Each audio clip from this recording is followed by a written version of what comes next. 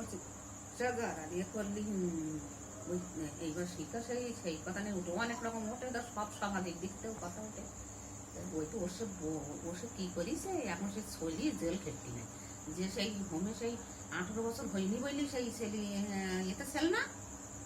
হোমে ছেল না তারা কেটে কি করে এখন সেই সেই তারই সেই স্বামী জেল খেটতি ওইটা আমাদের স্বামী ছিল তাই বইতে হ্যাঁ এইটার বিচার করতে যে 18 বছর না হলে মেয়েটার জেল খেটতে তাই একটা এই ধর্ষণ হচ্ছে এ হচ্ছে বলি 3 লাখ টাকা দিলি 2 লাখ টাকা দিলি মিটে যাচ্ছে তাই এর কোনো প্রতিবাদ হচ্ছে না। আর এই ডানে পড়িছে খালি বিয়ে হলে 18 বছর না হলে তাই তোমার হইলো জেল।